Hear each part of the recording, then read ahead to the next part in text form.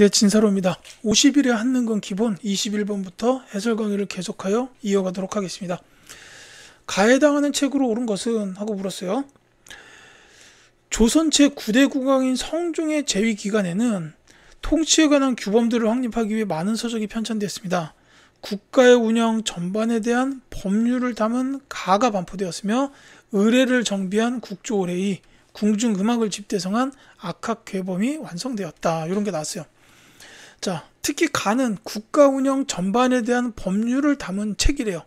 성종 때 나왔다. 여기서 바로 알아내셔야 되겠죠. 경국대전입니다. 정답은 2번이에요.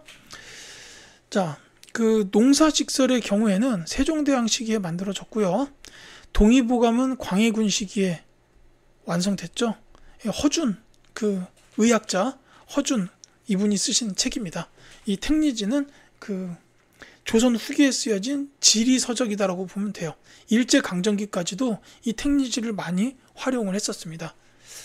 자, 22번 갈게요. 다음 인물에 대한 설명으로 옳은 것은? 자, 어떤 분에 대한 연보인데 한성에서 출생, 문과에 급제, 현량과 실시를 거니 대사원에 임명됨. 자, 여기서부터 바로 누군지 알겠죠? 그 다음에 1519년엔 위훈삭제를 건의했고 기묘사화로 사약을 받았다. 그러니까 이때 돌아가셨다, 이거죠.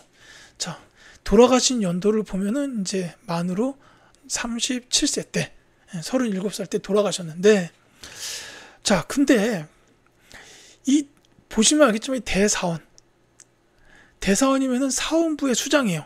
그러니까 이제 아까 제가 앞문제에서 사원부가 간쟁기구다, 뭐 이렇게 왕에게 조언할 수 있다, 뭐 이런 얘기를 드렸는데, 이 사원부의 수장이면은 당상관급이기 때문에 굉장히 높아요. 근데 문과에 과거에 급제한 지 3년 만에 이 초고속 승진을 했다라는 거죠. 어쨌거나 정말 대단한 학자였다는 얘기입니다. 어쨌거나 그 현량과 실시 건의, 위훈삭제 건의, 기묘사화 때 사약받았다, 이런 키워드를 통해서 이분을 정확하게 알 수 있습니다. 바로 살인파 언관의 한 분인 조광조.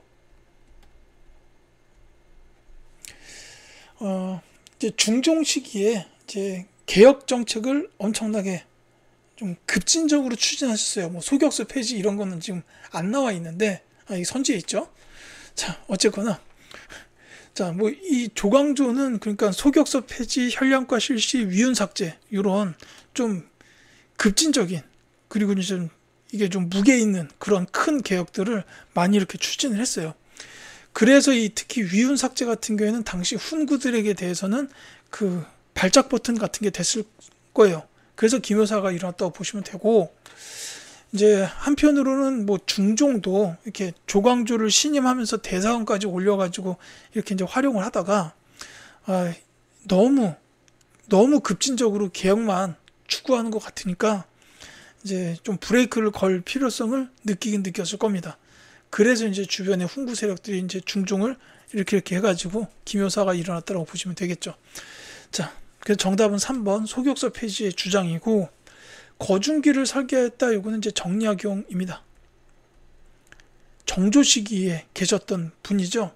나중에 이제 순조 시기가 되면서 그 신유 박해를 통해서 정약용 집안이 완전히 다 몰락을 해요. 그래서 이제 이때 정약용 선생도 유배를 가게 되는데, 뭐 강진이나 이런 데서 뭐 이제 많은 책들을 쓰셨죠. 경세유표, 흠음신서, 목민심서, 이런 책들 많이 쓰셨습니다. 자, 조선 경국전을 저술하였다라고 했는데, 이거 정도전. 조선의 설계자죠. 그리고 조선 경국전하고 함께 기억하셔야 되는 책이 있다면 불시 잡변. 자, 같이 기억해 두시고, 만권당에서 원해학자들과 교류하였다. 요거는 그 초창기 신진사대부, 그러니까는 그 원간섭기 시대로 보시면 돼요. 이때 이제 신진사대부들이 이제 처음 이렇게 나오게 됐는데, 그 이재현 학자에 대한 설명이에요. 이제 뭐 이색, 이재현, 요 두 분이 이제 초창기 신진사대부로 흔히 꼽힙니다. 그리고 이제 성리학을 들여오신 분은 안향이죠.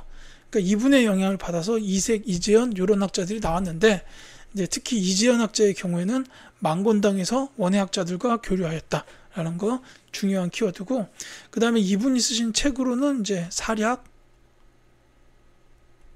그 다음에 역옹패설, 이런 책들이 있어요. 이게 나오면 3점짜리 문제가 될 가능성이 높습니다. 자, 23번 갈게요. 자, 가에 들어갈 종교로 옳은 것은 하고 물어봤습니다. 자, 가에 보니까 창시자 최재우, 그 다음에 주요 사상의 시천주 인내천, 그리고 경전에 동경대전이 있는데 하나 더 말씀드리자면 용담주사, 뭐 이런 것도 있어요. 자, 이 종교는 바로 동학입니다. 1번이 정답이에요. 그리고 나중에 이게 천도교 이렇게 바뀌죠. 자, 시천주라는 사상은 이제 그 마음속에 누구나 마음속에 하늘님을 모시고 있다, 뭐 이런 뜻이고, 인내천은 사람이 곧 하늘이다라는 뜻이에요. 그러니까 이거는 굉장히 사람을 중요시한 종교다라고 보시면 되겠습니다. 그러니까 나중에 일제강점기 들어가면 천도교 소년회에서 소년들에 대한 존중운동, 즉 소년운동, 뭐 어린이날 이런 게 나오는 게 다 이 시천주 인내천 사상 때문에 그렇다, 이렇게 이해하시면 좋겠어요. 자, 대종교의 경우에는 이제 단군 신앙이 중심이 된 종교인데, 이 대종교에 대해서는 나중에 뭐 이렇게 나철 오기오 선생, 오적 처단, 오적 처단을 하고 자신의 같은 걸 결성하기도 하고, 그 다음에 중요한 게 중강단. 중강단이 이제 군사 조직이죠. 그리고 이게 좀 발전해가지고 북로 군정서, 이렇게 이어진다라고 보면 좋겠어요. 이거 이제 한말 일제강점기 초 이렇게 보면 됩니다. 그 다음에 이제 원불교의 경우에는 그 한 가지가 지금 기억이 나네요. 박중빈이라는 분을 중심으로 해서 일제강점기 때입니다. 새생활 운동을 추진했다라는 게 원불교에 관한 대표적인 키워드예요. 그 다음에 천주교는 이제 조선시대 말기, 개항 이전부터 들어와가지고 막 저 조선 후기 때, 요때 들어와가지고 이제 서학이라고 해서 학문으로 공부되다가 주로 이제 남인들 쪽에서 이제 이 천주교를 많이 연구를 하게 됐죠. 남인 실학자들, 그러니까 정약용 같은 그런 주변 분들, 이 남인 실학자들이 많이 천주교를 연구하면서 신자가 됐습니다. 그래서 이제 박해가 많죠. 뭐 정조 때 신의 박해, 이거는 윤지충이라는 분이 처벌을 받았다는 거고, 순조 때 신유 박해, 이때는 어마어마하게 박해가 이루어져요. 그래가지고 이때 그 남인 쪽이 완전히 그 몰락하는, 뭐 황사영 백서 사건 이런 것도 있는데, 황사영도 정약용 집안의 조카 사이인가 뭐 그렇고 그렇습니다. 그런 식으로 이때 이제 많이 그 박해를 받고, 그 뒤에도 뭐 병인 박해 이런 것도 이어지죠. 그래서 병인양의가 나오고, 그래서 이제 천주교가 계속해서 금지가 된 상태였다가 1886년에 조푸소 통상조약을 맺음으로 인해서 천주교 포교가 허용이 됐다, 이렇게 보면 되겠습니다. 자, 24번 갈게요. 가해 당하는 제도로 옳은 것은 하고 물었습니다. 수치체제 정비인데 가해 실시 영조 26년 군포납백을 2필에서 1필로 줄였다. 줄어든 재정 수입은 결작 등으로 보충했다라고 되어 있습니다. 읽다 보면 바로 나와야 되죠. 균역법입니다. 정답은 1번이에요. 자, 대동법은 광해군 때 경기도 지역부터 시행이 돼가지고 전국적으로 확대되는데 100년이 걸린 법이죠. 그 방납의 폐단을 막기 위해서 그 토지 결수에 따라서 쌀이나 동전, 옷감 이런 걸로 내게 만든 게 대동법이에요. 그 다음에 영정법은 뭐 1결당 4에서 6도로 전세를 영원히 고정하는 인조 때 시행된 법입니다. 그 다음에 이제 직전법의 경우는 세조 때 시행됐다 그랬는데, 제가 아까 말씀드렸듯이 이제 현직 관리에게만 수조권을 주고 전직은 없애버렸다. 그리고 수신전과 휴량전을 폐지했다라는 게 직전법이에요.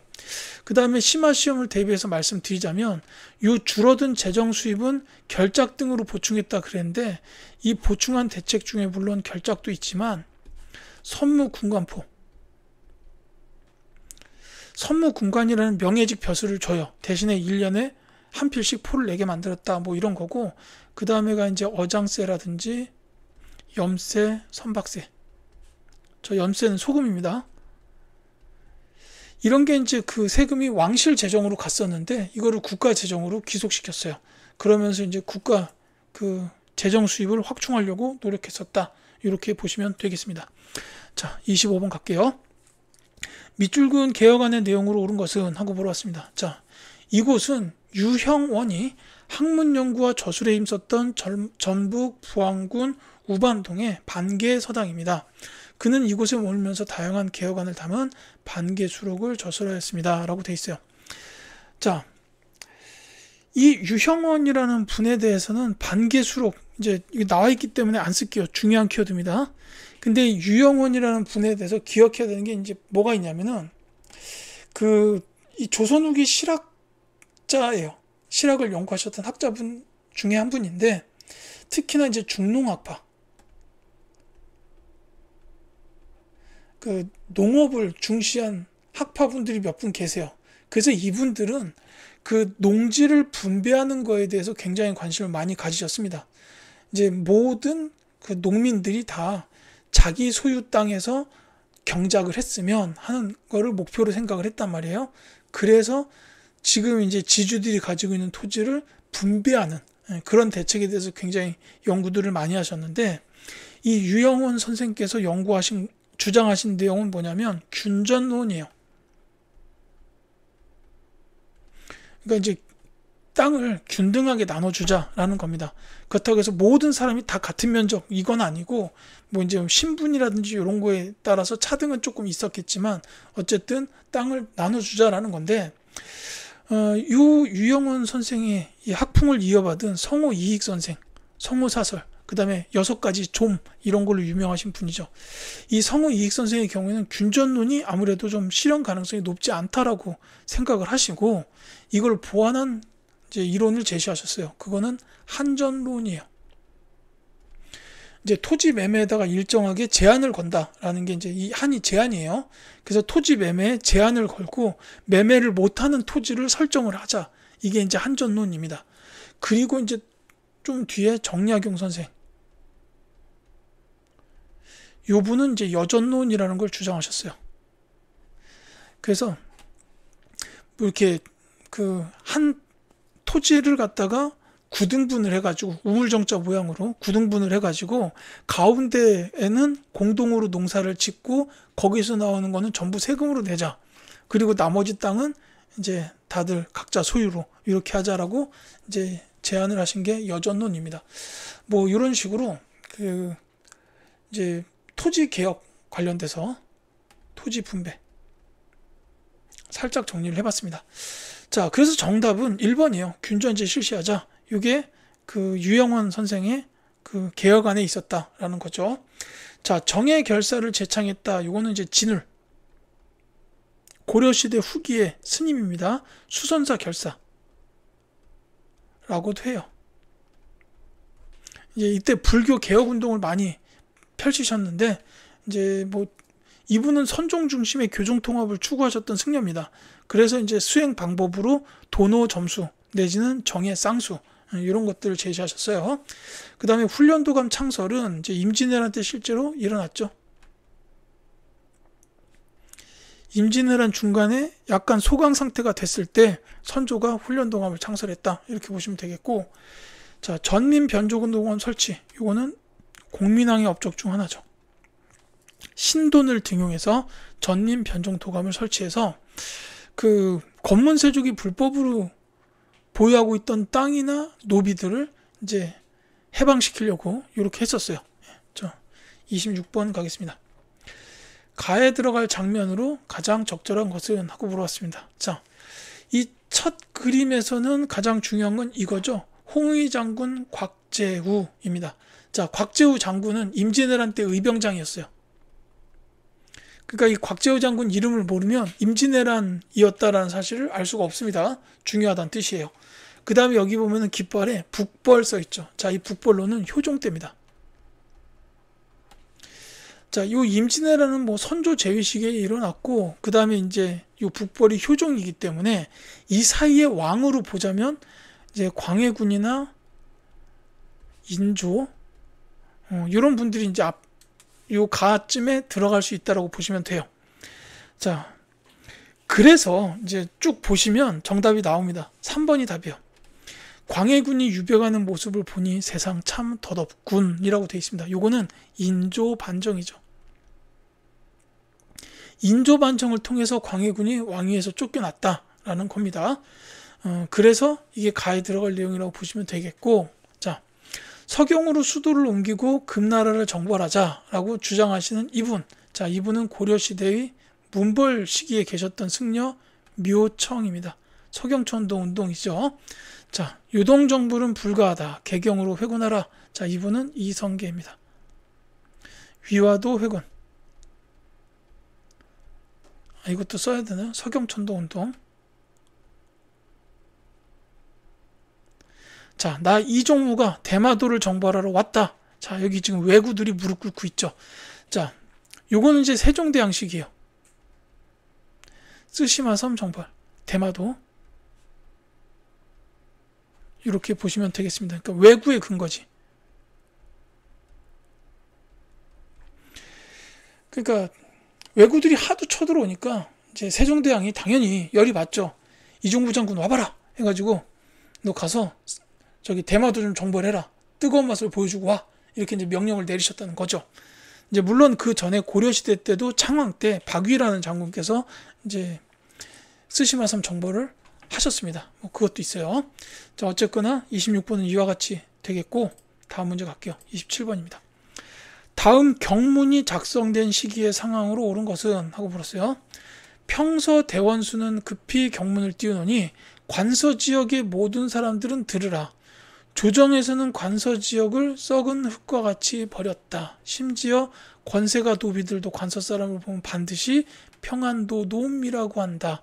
어찌 억울하고 원통하지 않겠는가. 자, 지금 여기 나와 있는 내용을 보면은 관서 지역의 사람들, 이 사람들이 차별을 받고 있다라는 거예요.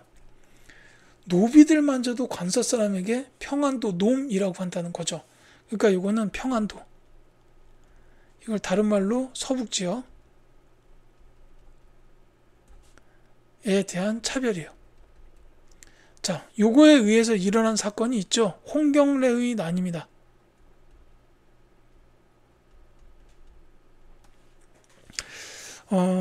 그래서 이 홍경래의 난이 있었던 시기인데, 요거는 순조, 그리고 이제 세도 정치가 시작되던 시기였어요. 자, 그러니까 지금 이거는 세도 정치의 상황, 시기의 상황으로 옳은 걸 찾는 문제입니다. 그래서 정답이 금방 나오죠. 바로 4번입니다. 수령과 향리의 수탈로 삼정이 문란하였다라는 게 이제 세도 정치 시기라고 보시면 되겠어요. 이제 전정, 군정, 황고, 이 세금 시스템이 삼정인데, 이게 이제 문란했다는 거예요. 이를테면 전정 같은 경우에는 토지세죠. 이거 이제 과하게 걷어가는 거. 이제 뭐 생산량을 높게 일부러 잡아가지고서 이제 세금량을 늘린다든지 아니면 비율을 올린다든지 막 이렇게 했고, 군정 같은 경우에 이제 군 관련된 세금이잖아요. 막 갓난아이기도 남자이면은 야, 너 군인 대상이니까 세금 내. 이렇게 했고, 돌아가신 분한테도 세금을 매겼어요. 그 다음에 환곡 같은 경우에는 이제 곡식을 이제 백성들에게 빌려줬다가 갚게 만드는 거잖아요. 근데 여기다가 엄청난 이자를 쳐가지고 갚게 만들었다라는 뭐 그런 겁니다. 자, 이게 이제 세도 정치 시기에 있었던 일들이죠. 4번이 정답이고, 그 다음에 이제 이거 관련해서 이제 홍경래의 난도 물론 있지만 임술 농민 봉기 이어진다라는 거. 자, 무신들이 정권을 장악하였다. 이제 무신 정변이죠. 고려시대에. 신식군대인 별기군이 창설되었다. 이제 개항이 된 이후에 통리기무아문이 설립되는데, 통리기무아문이에요. 여기서 추진한 정책입니다. 최치원이 시무 12호조를 권유했다. 이거는 이제 신라 하대. 정확히 얘기하자면 진성여왕이 제위하던 시기예요. 이렇게 보면 되겠고요. 28번 가겠습니다. 가 인물이 집권한 시기에 사실로 옳은 것은, 자, 소식 들었는가? 이제 우리 양반에게도 군포를 걷겠다는군. 어쩌겠는가? 조정이 왕의 아버지인 가의 위세에 눌려 모든 일이 그의 뜻대로 되고 있으니 말일세 라고 되어 있습니다. 자, 양반에게 군포를 걷는다 해서도 알 수 있어요. 이거는 이제 호포제라고 부릅니다. 이제 포를 걷는 걸 갖다가 집 단위로 만들었다라는 거예요.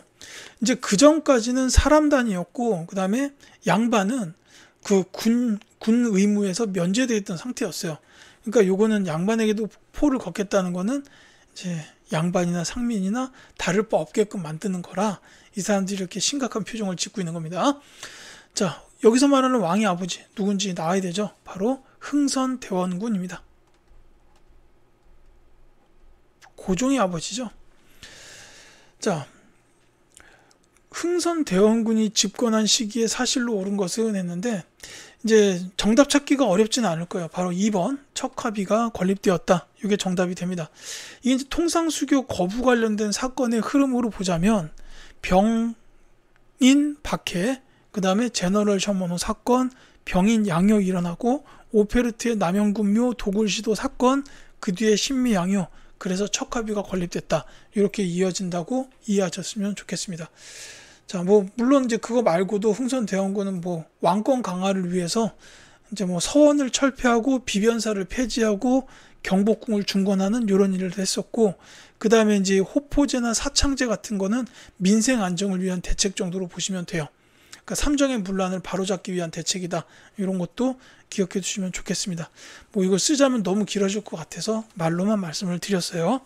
자, 장영유에 창설된 거는 정조, 청해지지 설치된 건 통일신라 시대고, 저거 설치하신 분은 장보고죠. 칠정산이 편찬되었다. 이거는 세종대왕 시기에 있었던 일입니다. 자, 29번 가겠습니다. 가에 들어갈 문화유산으로 옳은 것은? 하고 물어봤어요. 자, 우리 박물관에서는 고궁사랑 그리기 대회 수상작 전시회를 개최합니다. 조선의 법궁이자 북거리라고 불렸던 가의 아름다움을 그림으로 감상하세요. 해가지고 근정전, 경회루, 향원정이 나와 있습니다. 여기 대표적 키워드는 조선의 법궁이었다. 그 다음에 근정전, 이게 가장 중요한 키워드입니다. 정답을 말씀드리자면 경복궁이죠. 자, 이 경복궁에 대해서는 이제 주요 전각 이름이나 이제 궁의 이름, 뭐 근정전 이런 이름들을 다 정도전이 장명했다. 요거 중요해요. 그 다음에 이제 심화 시험에서는 궁 문제에 대해서 이렇게 이제 궁 이름을 또 물어보질 않고 관련된 내용이 나오는 경우가 많은데, 이 경복궁 관련된 키워드로 이제 좀 나올 만한 게 그 명성 황후가 시해된 곳. 이제 경복궁 가장 북쪽에 보면 권총궁이라는 전각이 있어요. 거기에 명성 황후가 시해된 장소입니다. 이렇게 보시면 되겠고, 이 덕수궁은 경운궁이라고 불리는데, 이것도 뭐 심화 기준으로 말씀을 드리자면은 임목 대비가 유폐된 장소. 광해군의 폐모살제, 그때 임목 대비 유폐했던 게 이 덕수궁이에요. 그 다음에 또 하나가 고종이 아관파천에서부터 황궁한 곳이에요.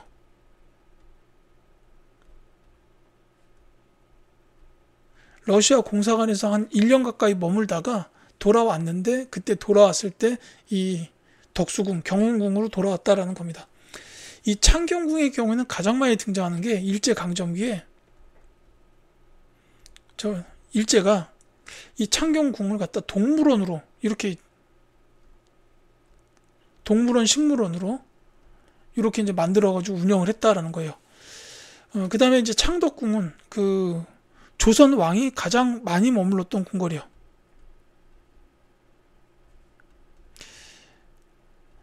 그렇게 된 게 이제 많이 기거했다라고 해야 맞겠죠.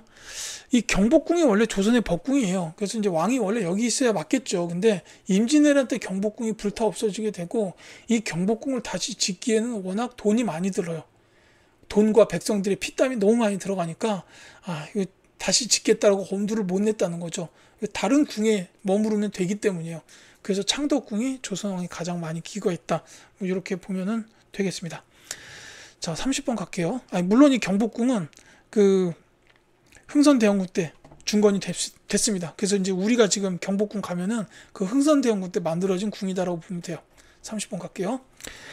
다음 시나리오의 상황 이후에 전개된 사실로 옳은 것은, 자, 일본의 조사 시찰단으로 파견되었다가 4개월 만에 돌아온 홍영식이 고종과 대화를 나누고 있다. 자, 뭐 일본의 부강은 모두 밤낮을 가리지 않고 부지런히 노력한 결과다. 우리도 충분히 가능할 거다. 이렇게 나왔어요. 자, 그러니까 조사 시찰단이 갔다 온 거예요. 그리고 나서 전개된 사실을 찾아라라는 겁니다.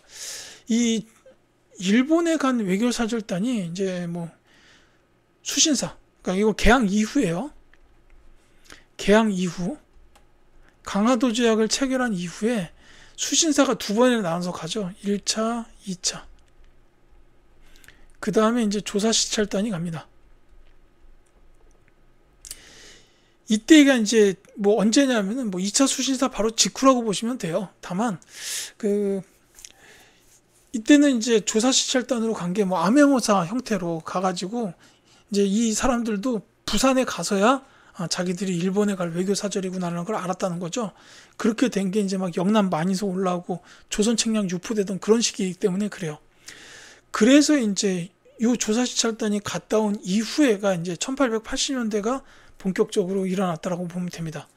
그래서 이제 선지에서 정답을 찾자면 물론 이제 이 흐름을 정확하게 알고 있지 않더라도 답 찾는 게 어렵진 않아요. 왜냐하면 이후에 전개된 사실이 하나밖에 없다는 얘기는 결국 시기상 가장 후대에 일어난 걸 찾아주면 되거든요. 그래서 정답은 3번 99인들이 이모군란을 일으켰다라는 겁니다. 이 조사시찰단이 갔다 온 이후에 이제 뭐 이게 이제 1880년인가 이때쯤에 갔다가 와요. 그래서 이제 이모군란은 그로부터 2년 후에 일어났다. 뭐 이 정도로 보면 되겠죠. 자, 삼정 이정청이 설치되었다. 이거는 이제 철종 시기이기 때문에 당연히 전입니다. 임술농민 봉기랑 관련이 되죠. 어지연 부대가 미군에 와서 싸운 거는 신미, 양유, 흥선대원군 집권 시기. 그 다음에 평양관민이 제너럴 셔먼호를 불태웠다. 이게 제너럴 셔먼호 사건이죠. 역시 흥선대원군 집권 시기에 있었습니다. 그러니까 요 두 가지는 흥선대원군 집권 시기라고 보시면 되겠어요. 자, 이렇게 해서 30번까지 말씀드렸고요. 31번부터는 다음 영상에서 뵙도록 하겠습니다.